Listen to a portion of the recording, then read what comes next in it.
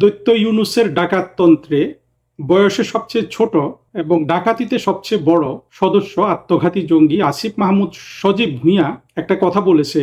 সেটা হলো যে সে কিচেন ক্যাবিনেটের অংশ ছিল না এবং মার্কিনীদের সাথে ইউনূসের যে গোলামির চুক্তি হয়েছে বাণিজ্য চুক্তি নামে সেই ব্যাপারে সে কিছু জানতো না। তার যে রাজনৈতিক দল এনসিপির সাথেও ইউনূস আলোচনা করেনি এবং সে ধারণা করছে এইটা বিএনপি এবং বিশেষ করে পররাষ্ট্রমন্ত্রী ডক্টর খলিল করেছে এবং সে এটার দায় দায়িত্ব অস্বীকার করেছে। এই ছেলেটার এই স্টেটমেন্টটার সাথে আমি কিন্তু একটা দিক থেকে একমত এবং সেই জিনিসটা আমাদের একটু আলোচনা করা গুরুত্বপূর্ণ বলে আমার মনে হচ্ছে। তারেক রহমানের দল বিএনপি তারা সরকার গঠনের পর আমরা দেখলাম যে ইরান যুদ্ধ হলো আর মানুষ পেট্রোল পাম্পে লাইনে দাঁড়িয়ে আছে পেট্রোল আর অকটেনের জন্য, যেটা বাংলাদেশ নিজস্ব যোগান দিতে পারে বলেই আমরা জানি। এটা প্রধানমন্ত্রী শেখ হাসিনা বলেছিলেন এবং এটা নিয়ে আমাদের তেমন কোনো এর বাইরে কিছু শুনিনি।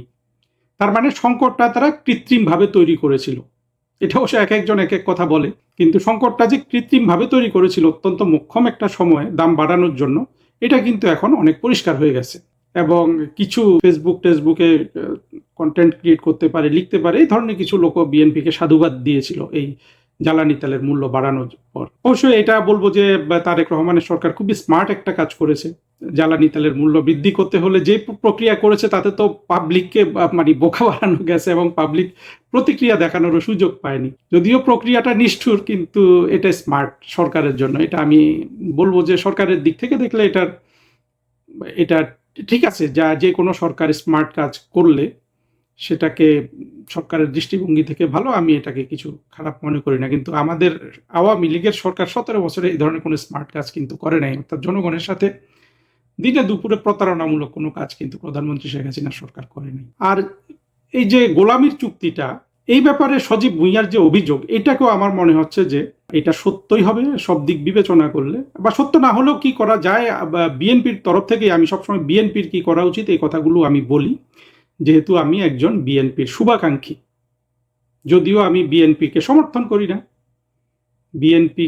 আমি বিএনপির কিছু লোকজনকে পছন্দ করি, বাট সেটাও বড় বিষয় না। বড় বিষয় হলো যে বিএনপির যেহেতু একটা বড় জনসমর্থন আছে, এই দলটা বাংলাদেশে যদি একটা পজিটিভ রাজনীতি করে ভালো একটা কিছু করতে পারে, সেটা বাংলাদেশের জন্য তো ভালোই আমার কাছে মনে হয়। কারণ এতগুলো মানুষকে আমরা কি করব, সো তারা এখানে এসে গালি দিবে যে আমাকে চিন্তা করতে হবে না। চিন্তা তো আমি তাদের জন্য করি না, আমি বাংলাদেশের জন্য চিন্তাটা করি। সজীবের যে এই অভিযোগের সত্যতা এখানে মিলে যে স্মার্টনেসের মাধ্যমে তারা জ্বালানি তেলের দাম বাড়ালো, সেই স্মার্টনেসের মাধ্যমে এই চুক্তিটা তো হতেই পারে সব মিলে। যে এমনও তো হতে পারে তারেক রহমান বা বিএনপি এবং ইউনূস যোগ সাজসে এটাই হতে পারে যে আমরাই কার্যকর করব, যেহেতু আমরা একটা রাজনৈতিক দল হিসাবে ক্ষমতায় আসবো, আমাদের কিছু সমর্থক আছে, আমরা ভোটের মাধ্যমে আসব, আপনি এটা করে দেন, আমরা বাস্তবায়ন করব। ইউনূসও বলতে পারে হ্যাঁ, দোষ আমার ঘাড়েই যাক, আমি করে দেই, তুমি এসে বাস্তবায়ন করো। পুরো প্রক্রিয়াতে খলিল জড়িত, এটা ঘটার সম্ভাবনাই কিন্তু এখন খুব বেশি মনে হচ্ছে। এবং তারেক রহমান খুব দ্রুত একেবারে বাংলাদেশের কোনো বড় কাজ করার আগেই কিন্তু তারেক রহমান বড় কাজই খাল খনন করেছে। এটা নিয়ে অনেক হাসাহাসি আছে। 10 দিনে সব খাল খনন করে ফেলেছে। এত বড় বাড়ি, তার সবচেয়ে বড় কাজ কিন্তু এখন তো তারেক রহমানের সরকারের 100 দিনের কাজকর্ম নিয়ে হিসাব করছে। যদি আমি কোনো ভিডিও তৈরি করতে চাই, আমি কি নিয়ে করব বা কি নিয়ে লেকচার দিব, কিচ্ছু তো নেই। কিন্তু একটা কাজ আছে তার 100 দিনে, এই একটা কাজ যে সে বাণিজ্য চুক্তির অধীনে যে তাদের মার্কিনীদের থেকে যে জিনিসপত্র কেনার যে বাধ্যবাধকতা, সেটা পূরণে প্রথমেই এই সরকারের আমলে 14টা বোয়িং কেনার চুক্তি হয়ে গেল। পুরো অবস্থার দৃষ্টি মনে হয় যে তারেক রহমান এবং ইউনূস এবং এদের দুজনের মধ্যে ইন্টারফেস হিসাবে খলিল, এরা এটা এমনভাবে করেছে যে ইউনূসের ঘাড়ে দোষটা যাবে। বাংলাদেশের মানুষ ইউনূসকে দোষী ভাবলো, ইউনূসকে শয়তান ভাবলো, ইউনূসকে ইবলিশ ভাবলো, ইউনূসকে রক্তচোষা ভাবলো, ইউনূসকে সুদখোর ভাবলো। এগুলো থেকে ইউনূসের কিছু এসে যায়? আমরা আজ পর্যন্ত দেখেছি জনমতে ইউনূসের কোনো কিছু এসে যায় না, এটা তো আমাদের কাছে পরিষ্কার। কিন্তু তারেক রহমান তো সেই রিস্ক নিতে পারেন না, উনি রাজনীতিবিদ, ওনার দল আছে, ওনার জনসমর্থন আছে। কাজেই এটা যে যোগসাজশে হয়েছে, কি হয়েছে আমি সেটার চেয়েও বড় কথা হলো যে সব এখন পর্যন্ত যা কিছু হয়েছে এটা কিন্তু যথেষ্ট যৌক্তিক। যে তারেক রহমান নিজের স্কন্ধে দোষটা নিতে চাননি, ইউনূস যাতে এটা ভাগ করে নিতে পারে, কিন্তু এটা পুরোপুরি বিএনপির ইচ্ছাতেই হয়েছে। জামাতও এখানে অবশ্য তখন অবস্থাটা এমন, খলিল সাহেব যেটা বলেছে ওটা কিন্তু সত্য কথাই, যে বিএনপি এবং জামাতের সাথে আলোচনা করে কিন্তু ইউনূস এই চুক্তি করেছে। কিন্তু অতিরিক্ত যেটা বোঝা যায় যে তারেক রহমান বা তার দল এটা বুদ্ধি করে, যাতে জনগণ তাদের উপর না খেপে ইউনূসের উপর খেপে, সেটা ইউনূসকে দিয়ে করিয়েছে। আর ইউনূস তো জানে যে তার উপর মানুষ এমনিও খেপা অমনিও খেপা। ইউনূস যদি সময় থাকতে বাংলাদেশ থেকে পালিয়ে না যেতে পারে, ইউনূসের কি অবস্থা হবে সেটা আসলে ওই চুক্তি করুক বা না করুক, ইউনূস যদি এই চুক্তিটা না করেও যা কিছু করেছে, ধরুন চুক্তিটা ইউনূস করলোই না, তাহলেও ইউনূসের যে অবস্থায় স্বাধীন বাংলাদেশে হবে ভবিষ্যতে বা হতো, সে চুক্তি করার পর আর বাড়তি তাকে কি করা যাবে, তাই না? আপনি যদি একবার রাষ্ট্রের বিরুদ্ধে আপনি একটা অপরাধ করেন, যেটাকে ট্রেজন বলে, সেটা তো একবার করলে ফাঁসি, তাই না, আমাদের দেশের শাস্তিতে। তা আপনি ইউনূসকে কয়বার ফাঁসি দিবেন? 87 বছর, 85, 86 বছর বয়সের একটা মানুষ। ইউনূসের জন্য এই এই এই বাড়তিটুকু একা শেয়ার করা কিন্তু কোনো ব্যাপার ছিল না। মাঝখান দিয়ে তারেক রহমান বেঁচে গেলেন, এখন উনি এগুলো বাস্তবায়ন করছেন আর আশা করছেন যে মানুষ ইউনূসের উপর খেপছে। হ্যাঁ, মানুষ ইউনূসের উপরও খেপছে। আমি নিজেও কিন্তু তারেক রহমানের সরকার নিয়ে সমালোচনা করতে চাই না, দোষ দেখলেও সেদিকে তাকাই না, কারণ হলো যে আমি বিএনপির শুভাকাঙ্ক্ষী, আমরা ইউনূসের দোষগুলোই বেশি বেশি বলি। কিন্তু তারেক রহমান কি স্মার্টনেস উনি তেলের দাম বাড়ানোর ক্ষেত্রে দেখালেন, একই স্মার্টনেস দিয়ে কি উনি মার্কিনীদের সাথে এই চুক্তির যে রিপারকাশনস হতে পারে বাংলাদেশে ভবিষ্যতে, এটার যে বাংলাদেশ যেভাবে এটা দ্বারা ক্ষতিগ্রস্ত হবে, কতটুকু ক্ষতিগ্রস্ত হবে এটা অচিরেই বোঝা যাবে 2-4 বছরের মধ্যে।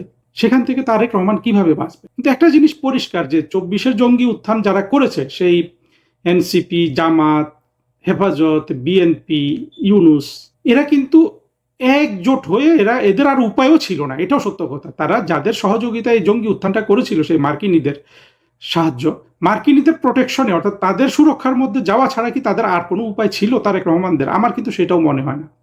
এটা ভীষণ বড় একটা জুয়া খেলা কিন্তু সবার, যে মার্কিনীরা তাদেরকে সুরক্ষা দিয়ে রাখবে। এটা অন্য বিদেশি শক্তি না, মানে বাংলাদেশের মানুষ তাদের উপর ক্ষুব্ধ হলে তাদের সুরক্ষাটা আসবে মার্কিনীদের কাছ থেকে। কিন্তু এইভাবে সুরক্ষা পায়, এরকম পাওয়া যায় কতদিন, সেটা নিয়ে তারা কিন্তু ভাবে নেই। তারা ভেবেছে যে আপাতত বিজয় লাভ করি, শেখ হাসিনা সরকারকে পরাজিত করি, নিজেরা ক্ষমতা দখল করি, তারপরে আমরা নিজেরা নিজেদের পথ বের করে নিব। 2 দিন আগে তৌহিদ হোসেন বললো না যে তারেক রহমানের জন্য সবচেয়ে বড় চ্যালেঞ্জ চীন, ভারত আর মার্কিন যুক্তরাষ্ট্রের সাথে সমান দূরত্ব বজায় রেখে সম্পর্ক রক্ষা করা। এটা তারেক রহমান কিভাবে করবে? যে যে যে এটা করার তো আসলে আমি আর কোনো সুযোগ তার সামনে দেখি না। আর তারেক রহমান এখন এটাকে বিপদ মনে করছে না। বিপদ আসলে তারেক রহমান কি করবে? আরেকবার বিদেশে চলে যাবে? এখন তারেক রহমানের জন্য এখান থেকে বের হয়ে আসারও কি কোনো পথ আছে? অবশ্যই আছে, বা ছিল। সেটা হলো বাংলাদেশের প্রধান রাজনৈতিক দল আওয়ামী লীগের সাথে সমঝোতা করা এবং বাংলাদেশের মানুষকে পেছনে নেওয়া। এটা নিতে পারলে কিন্তু এই মার্কিন বাণিজ্য চুক্তির যে বিপদ বা এটা থেকে আমরা যেভাবে ক্ষতিগ্রস্ত হব, সেইটা থেকে কিন্তু তারেক রহমান বাংলাদেশকে রক্ষা করতে পারত। তারেক রহমান সেই দিকে হাঁটার কোনো সম্ভাবনা আছে বলে এখন আর আমার কাছে মনে হচ্ছে না। যাই হোক, ভবিষ্যতে আমাদের এটা দেখার বিষয় হবে যে এগুলো থেকে কিভাবে 24-এর জঙ্গি কোয়ালিশনের এসব সদস্য বের হয়ে আসে। সজীব ভুঁইয়া জাতীয় যেগুলো আত্মঘাতী জঙ্গি আছে, ওরা যে অপরাধ করে ফেলেছে, এটা তো মৃত্যুদণ্ডের সাজা ওদের জন্য প্রস্তুত আছে। কিন্তু তারপরে এই তরুণগুলোর জন্য আমাদের আসলে ভাবতে হবে। আমি এর আগে যে লেকচারটা দিয়েছি সেটা ফরহাদ মজহারের উপর। এই যে তরুণ মেধাবী, এদেরকে তো আসলে বাংলাদেশের এই যে বয়স্ক লোকগুলাই কিন্তু এদেরকে বিপথে নিয়েছে। এটা কিন্তু মাহফুজ আলমও বলেছিল। মাহফুজ আলম বলেছে যে এদের কথা শুনলে বোঝা যায় এরা যে এদেরকে যে বিপথে পরিচালিত করেছে গডফাদাররা। তবে সময় যত আসবে এরা কিন্তু এগুলো অনেক বেশি স্বীকার করবে এবং অনেকের দোষ দিতে থাকবে ধীরে ধীরে, বিপদ যখন দেখবে। আর এই সজীব ভুঁইয়া সহ অনেকে কিন্তু ইউনূসের থেকে দূরত্ব বজায় রাখা, মানে একটা ডিস্টেন্স তারা ক্রিয়েট করার চেষ্টা করলো সেফটি হিসাবে। আমরা প্রথমে সাখাওয়াতকে দেখলাম, পরে সবচেয়ে বদমাশ যেটা এই ক্যাবিনেটে যেটা ছিল সে আসিফ নজরুলকে দেখলাম, ফরিদাকে দেখলাম, ফরহাদ মজহারের ওয়াইফ, তারপরে তৌহিদ হোসেনকে দেখলাম, সজীব ভুঁইয়াকে দেখলাম। আর সজীব ভুঁইয়া আবার আরেকজনের নাম বলেছিল, ফজলুল কবির খান। সেও নাকি বলেছে যে এই চুক্তির যখন হয় মার্কিনীদের সাথে, এটা সম্পর্কে সে কিছু জানে না। ফজলুল কবির কিন্তু আবার এইসব ব্যাপারে কিন্তু একটা অভিজ্ঞ লোক, আমাদের জেনিভা মিশনে ইকোনমিক মিনিস্টার ছিল, তাছাড়া সে অর্থনীতিটা ভালো বোঝে। কিন্তু এই ফজলুল কবিরকে দেখলাম যে ফজলুল কবিরকে আমি অনেক আগে দেখেছিলাম, এই 20-22 বছরে এই লোকটা একেবারে রেডিক্যালি একটা জঙ্গিতে পরিণত হয়ে গেছে। ইউনূসের ক্যাবিনেটে যারা খুব কনফিডেন্টের সাথে দীর্ঘদিন ক্ষমতায় থাকার আশা ব্যক্ত করত, তাদের মধ্যে কিন্তু এই ফজলুল কবির অন্যতম ছিল। সেই ফজলুল কবিরও বলছে যে সে কিন্তু এই চুক্তির ব্যাপারে কিছু জানে না। যা হোক, কোনো কিছুই এদের কাউকে সুরক্ষা দেবে না, এবং এদের মধ্যে দোষ, পাল্টা দোষ, দোষারোপ করা, এগুলাই ভবিষ্যতে বাড়তে থাকবে আর কি। আর তারেক রহমানের সরকারের জন্য সব দিক থেকে আসলে কড়া বিপদ। বিএনপির বন্ধুদের আমাকে গালি দেন, সমস্যা নেই, কিন্তু আপনারা কিন্তু একটু চিন্তা ভাবনাটা একটু বাড়ান। আপনাদের আপনাদের আর কিছু বলার আমার নাই। শুধু চিন্তা করুন, আসলে সবচেয়ে ভালো যেটা মনে করেন সেটা আপনারা গ্রহণ করুন। তবে আপনারা যদি আপনাদের চিন্তা এই যারা টিভিতে আপনাদের হয়ে টক শো করে তাদের উপর ছেড়ে দেন, আপনাদের বিপদ আরো বেশি ত্বরান্বিত হবে এবং আপনারা আরো বেশি দিশাহারা হয়ে যাবেন।